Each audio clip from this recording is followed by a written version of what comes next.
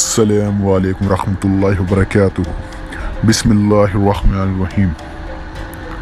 آج کا ہمارا چیپٹر ہے حضرت عمر کا اسلام لانا۔ آئیے شروع کرتے ہیں۔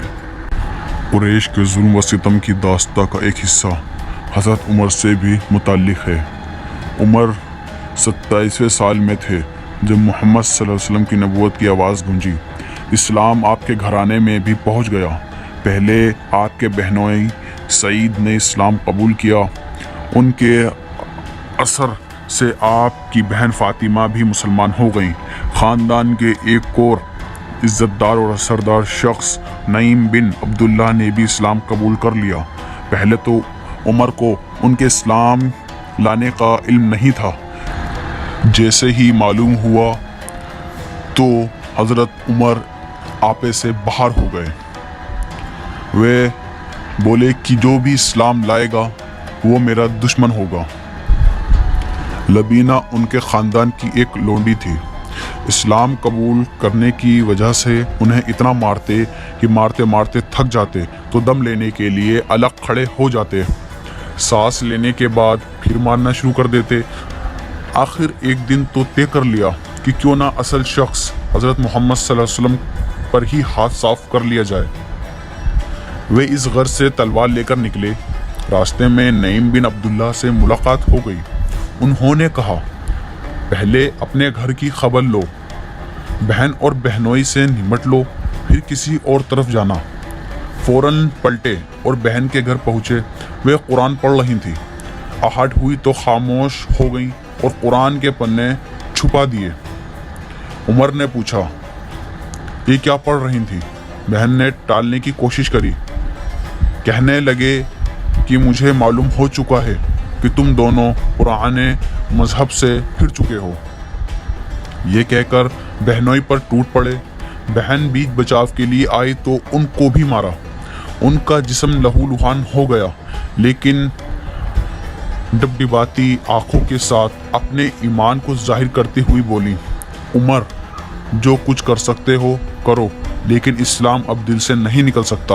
بہن کے اس ایمان و یقین کا اثر عمر پر بھی ہوا۔ کہا، جو تم پڑھ رہی تھی مجھے بھی سناؤ، آخر وہ ایسا کون سا کلام ہے؟ وہ گئیں اور قرآن کے پنے لے آئیں۔ وہ سورہ طٰہٰ تھی۔ آپ نے پڑھنا شروع کیا اور جب اس آیت پر پہنچی، میں ہوں خدا، میرے سوا کوئی خدا نہیں، تو میری بندگی کرو اور میری یاد کے لیے نماز قائم کرو، تو یہ اثر ہوا کہ فوراً پکار اٹھے، اشہد ان لا الہ الا اللہ واشہد ان محمدًا عبدہ ورسولہ۔ میں گواہی دیتا ہوں کہ اللہ کے سوا کوئی معبود نہیں، اور میں گواہی دیتا ہوں کہ محمد صلی اللہ علیہ وسلم ان کے بندے اور رسول ہیں۔ اور سیدھے حضرت محمد صلی اللہ علیہ وسلم کی خدمت میں روانہ ہو گئے۔ یہ وہ زمانہ تھا کہ حضرت محمد صلی اللہ علیہ وسلم حضرت اکرم کے مکان میں ٹھہرے ہوئے تھے۔ دروازے پر پہنچے۔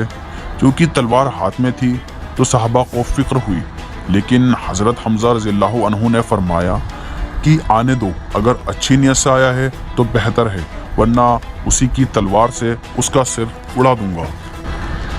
حضرت عمر رضی اللہ عنہ نے اندر قدم رکھا تو حضرت محمد صلی اللہ علیہ وسلم نے آگے بڑھ کر دامن پکڑا اور فرمایا، کیوں عمر، کس ارادے سے آئے ہو؟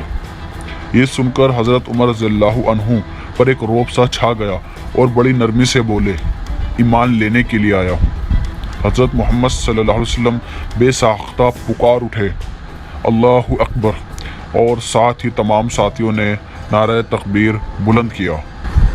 حضرت عمر رضی اللہ عنہ کے اسلام لانے کے بعد مسلمانوں کی طاقت کافی بڑھ گئی، یہاں تک کہ مسلمان ابھی تک اپنے مذہبی فرضوں کو اعلانیہ ادا نہیں کر سکتے تھے، اور کعبے میں جماعت کے ساتھ نماز پڑھنا تو ممکن ہی نہ تھا۔ حضرت عمر کے اسلام لانے کے بعد حالات بدل گئے۔ انہوں نے اعلانیہ اپنے اسلام کا اظہار کیا، مگر اس پر بڑا ہنگامہ ہوا، لیکن آخرکار مسلمانوں نے حرم کعبہ میں جماعت کے ساتھ نماز پڑھنا شروع کر دی۔ امید ہے آپ کو میری یہ ویڈیو بھی پسند آئے گی، اس لیے اس کو لائک، شیئر اور سبسکرائب ضرور کریں۔ انشاءاللہ اگلی ویڈیو میں آپ سے پھر ملاقات ہوگی۔ اپنا خیال رکھیے گا۔ اللہ حافظ۔